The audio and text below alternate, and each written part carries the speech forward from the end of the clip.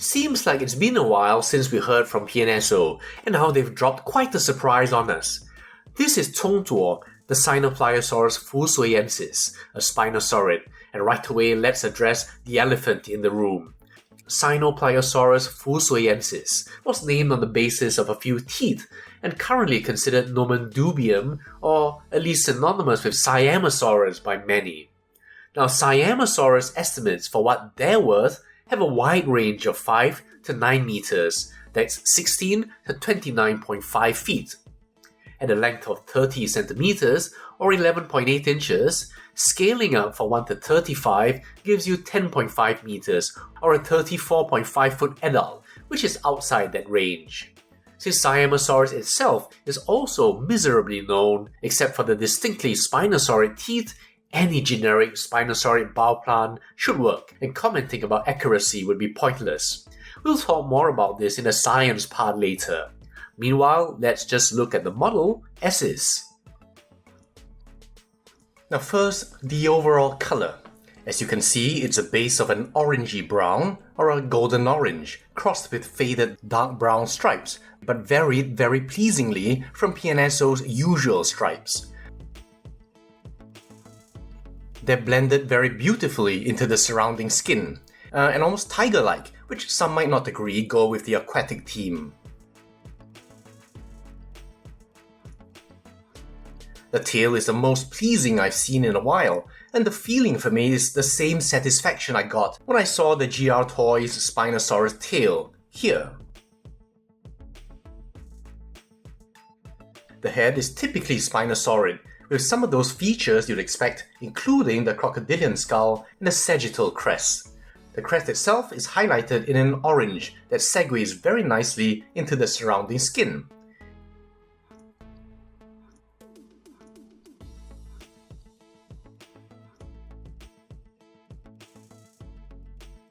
And the darker color here makes for a rather interesting contrast with the vibrancy in the mandible. The jaw articulates, which means additional seam lines, but I don't usually mind those if it illustrates something interesting, and in this case, how the dentary rosette fits into the subnarial notch here, and how the teeth then lock together. The teeth themselves, zoomed up close, aren't very precisely painted, but for me very acceptable, and quite well done given their tiny size. Now, just to give you some context, here's an almond. Unfortunately, you have this soft tissue projection here. It does call attention to the discontinuity in the soft tissue.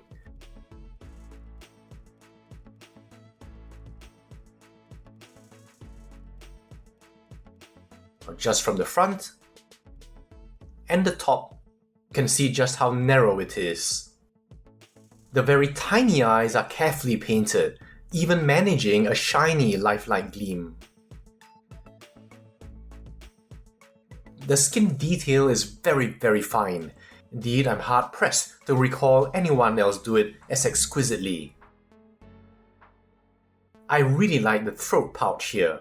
I'll just look at the texture. In general, you see in other areas that the detail really sings, as with most of PNSO's offerings.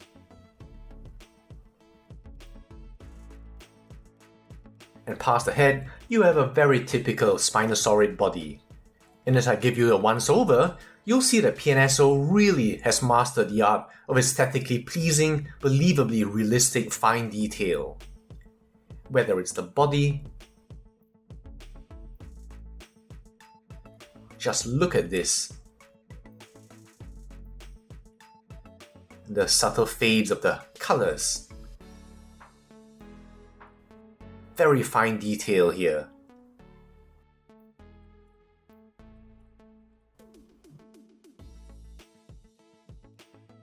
PNSO just does detail so subtly and professionally, with an eye to realism rather than vulgar advertisement of texture.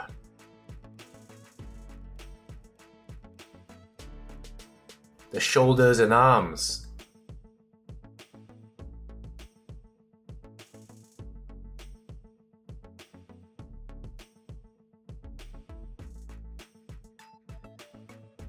the hind limbs,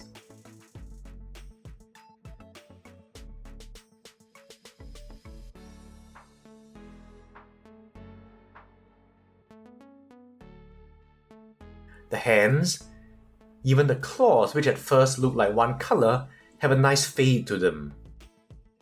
I do wish the first claw was noticeably bigger, or the second a little smaller. And the feet.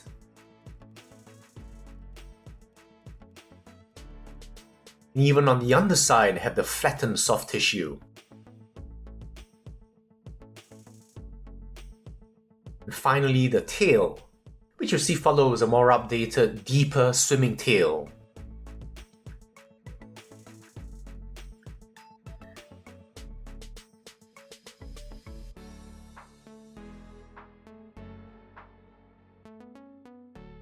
And I really like the bulges in the muscle here.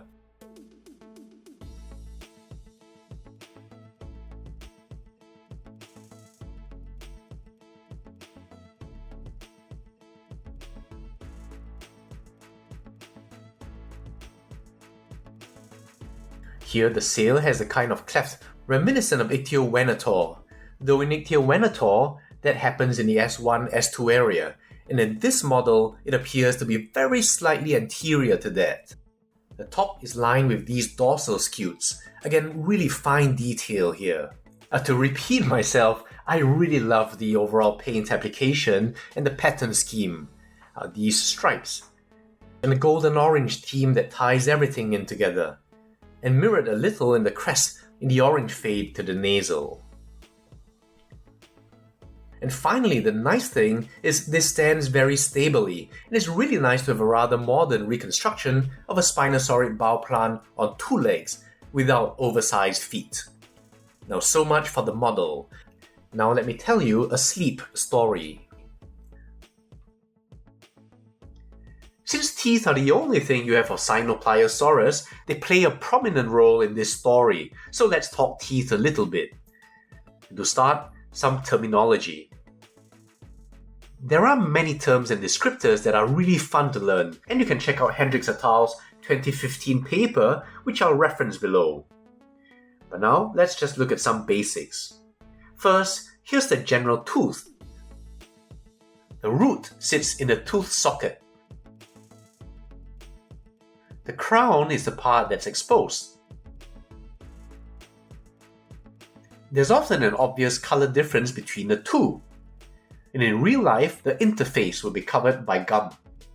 In a meat-eating theropod, there are cutting edges called carinae, defined by a ridge that runs down the tooth. There's one anteriorly, though not always in the midline, and another posteriorly.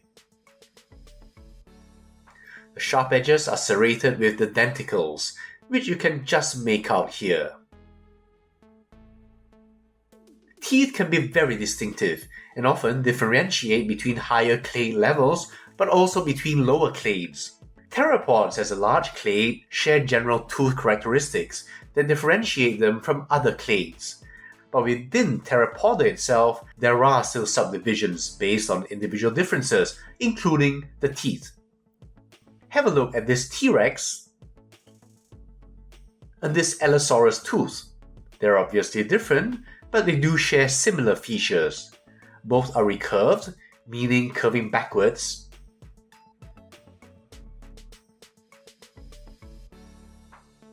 Both are laterally compressed, meaning thinner in the sides.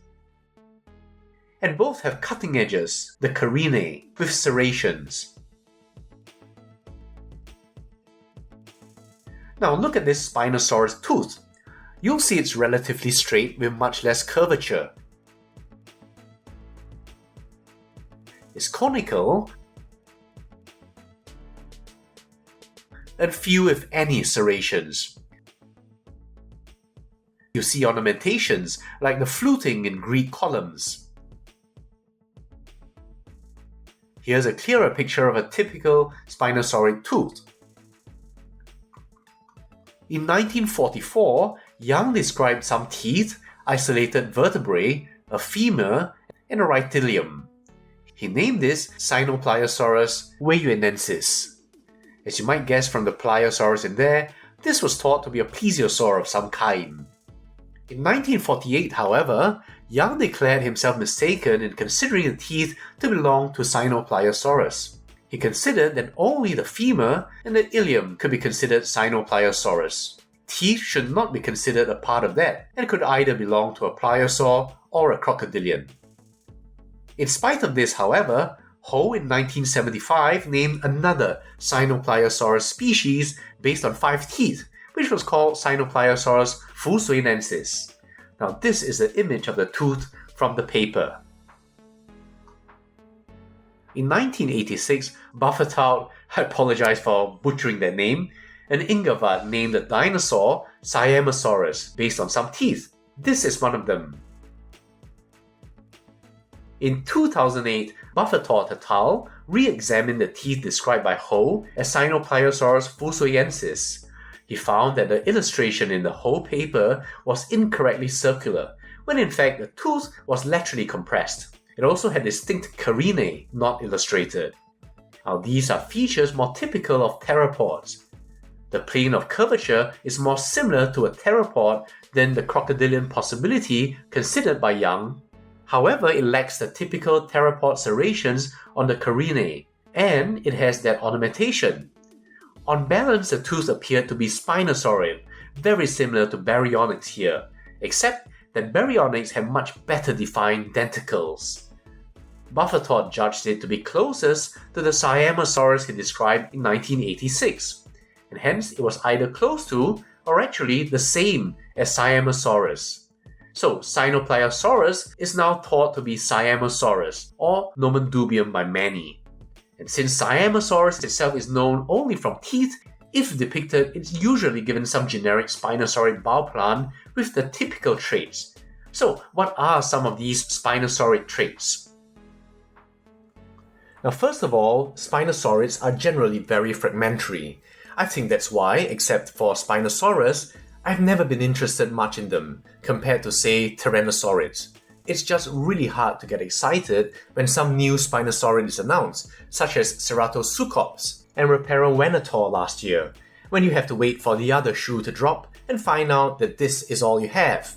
Now don't get me wrong, these are exciting, anatomically speaking, and useful additions to the jigsaw. For example, in forming potential new reconstructions in Suchomimus. And in fact, together with Suchomimus are now proposed to make up Ceratosuchopsini, but not large enough a find that can immediately be gratified with a novel dinosaur model. So I know comparatively little about the group, and as always, I welcome any expert comments. And also, as always, I'll update the description referencing knowledgeable posts and other corrections. Now that said, let's talk about some generalities that can be expressed on the outside, stuff we'd actually see in a toy or model. Now first, the head.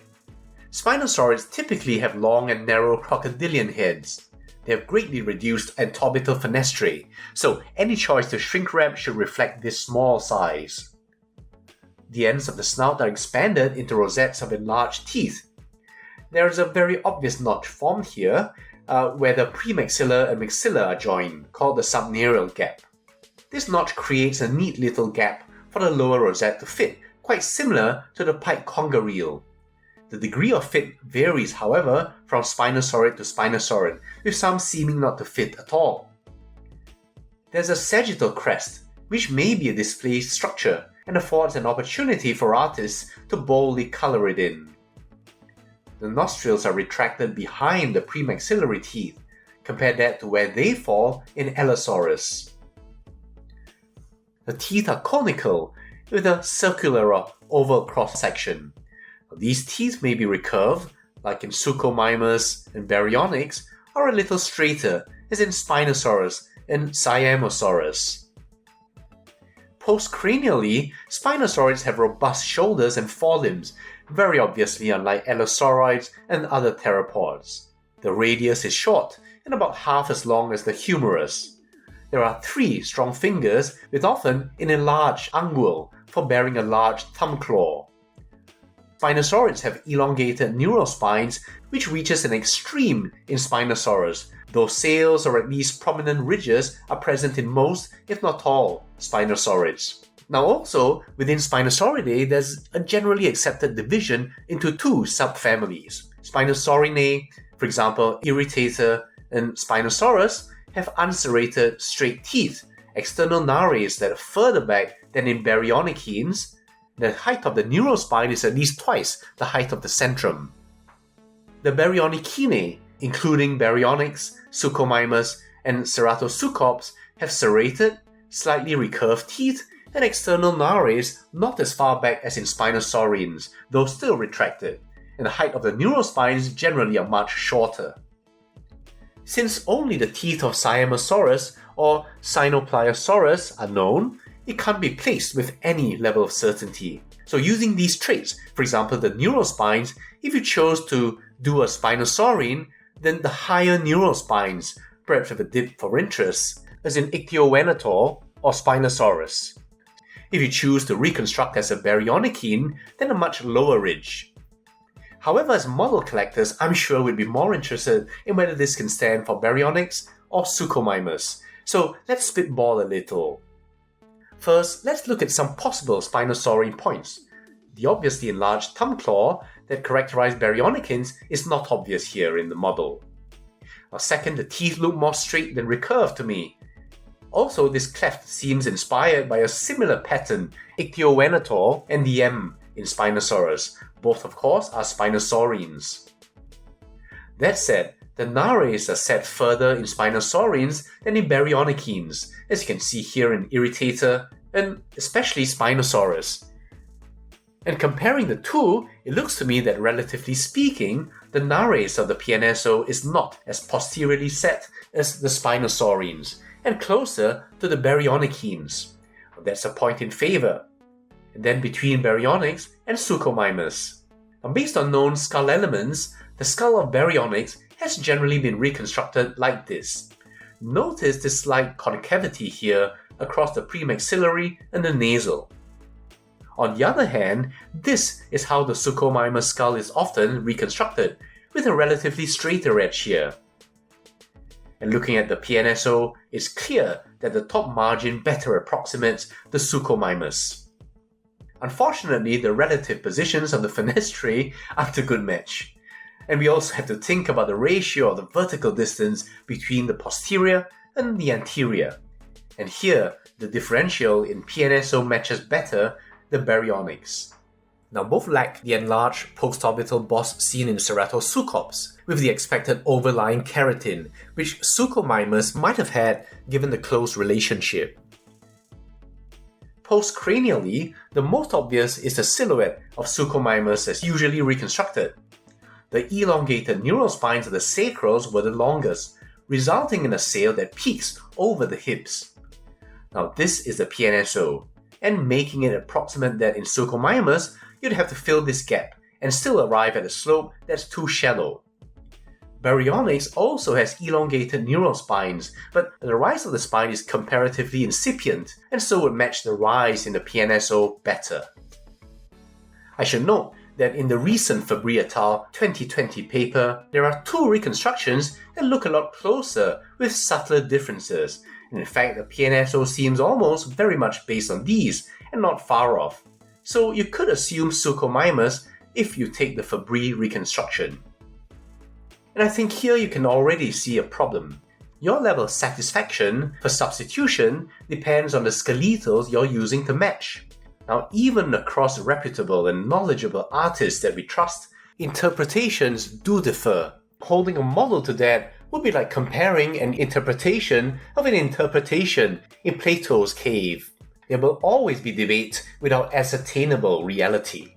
And lastly, we can think of scales as well. Baryonyx is a smaller animal than Suchomimus.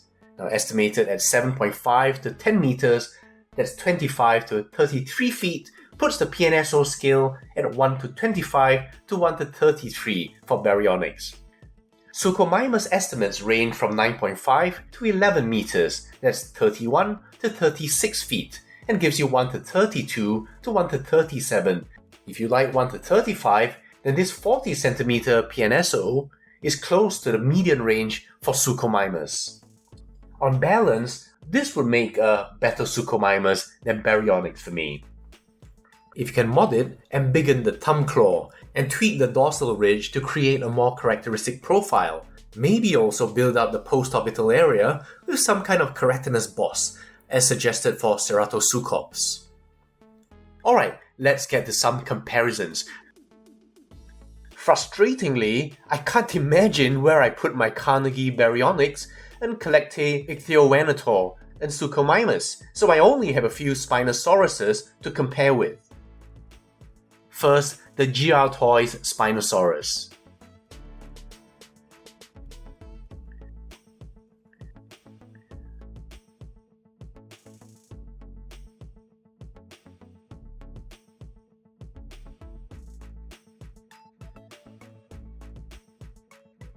The latest Collectae Spinosaurus.